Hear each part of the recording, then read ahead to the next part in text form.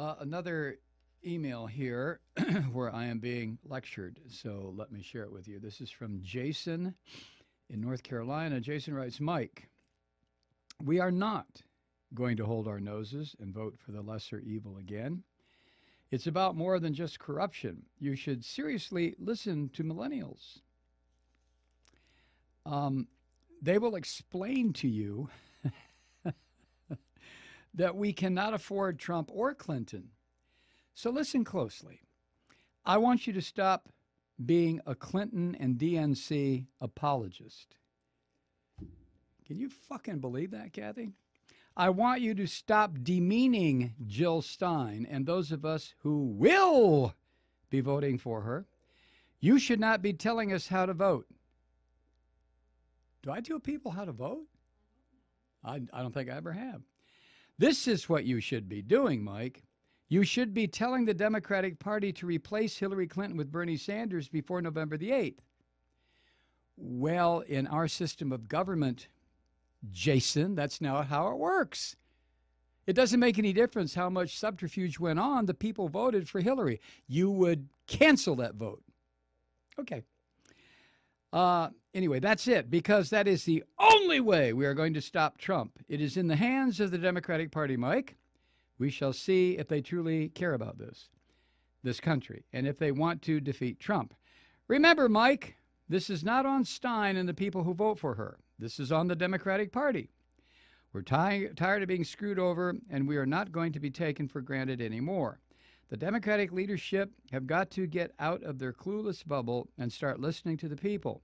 Bernie tried to warn them throughout the primary. People are fed up with establishment status quo, neoliberal bullshit. The people want a transformative, progressive populist like FDR. At this point, they will accept nothing less from the Democrats. Again, Mike, if the Democrats want to win, they know what they have to do. And by the way, the spoiler narrative will not work. It's the Nader myth. It's been debunked. You should know better. Love ya, Jason. Whew. Well, I guess there are certain things I should listen to millennials about, but what we are faced with right now is not one of them. Trust me. I realize when you are young, you know everything and have all the answers. And okay. But on this issue, no thanks, Jason. I'm not going to listen to the millennials at all. And as far as they will explain to me that we cannot afford Trump or Clinton,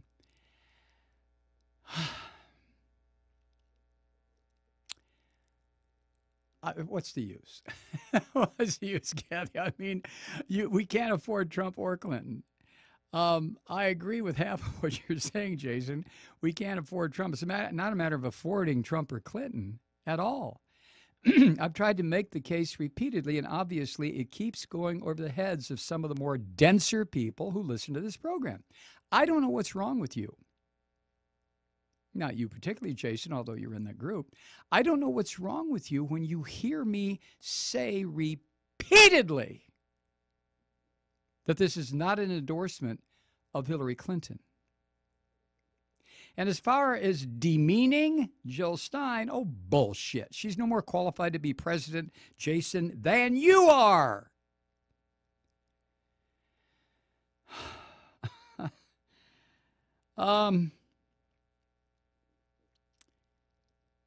We cannot afford Trump or Clinton. Well, tell you what, Jason, you go ahead and vote your third party. Just go ahead and do it. And when the smoke clears and the country is now fascist, you can sit back on your ass and say, "We tried to warn you, Democratic Party." That'll work. That'll work.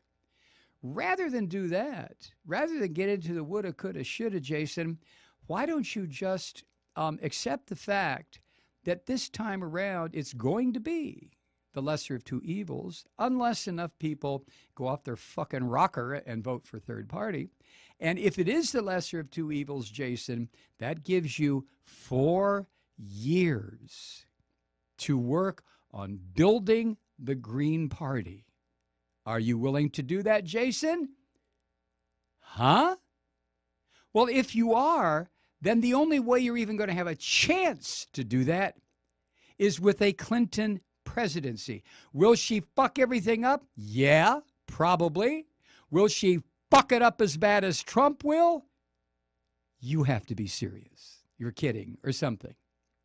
Trump is a fascist, Jason. I know you've read about them. They're bad people. And once they take power, they don't relinquish it until whatever country they've taken that power in runs waist deep in blood and corpses. Ah, but you won't be responsible for any of that, Jason, because you're going to vote for Jill Stein. Go ahead. Have at it. I don't tell people who to vote for. I make the case of what the possibilities are with the Trump presidency. I make the case for what it will be like once again to vote for the lesser of two evils. If you consider that to be telling people who to vote for, you're out of your fucking mind. You really are. You don't listen. You're like Trump followers. You only hear some kind of craziness going on in your own head. Well, I'm going to be pure. I'm not going to vote. I'm going to vote for you. Well, go ahead. But don't send me any more emails. This is ridiculous. And then you say this is not on Stein and the people who vote for her. In a pig's ass it isn't. Can you not do numbers, Jason? Every person in this country has a vote. Did the Democratic Party fuck it up? Yes, they did. To whatever extent they did, and Hillary Clinton is now the candidate. But there are only so many people who are going to vote. A lot of people are going to say, fuck it and stay home with their thumbs in their mouths and sit in front of the TV and say, well, I don't have anything to do with it. Okay.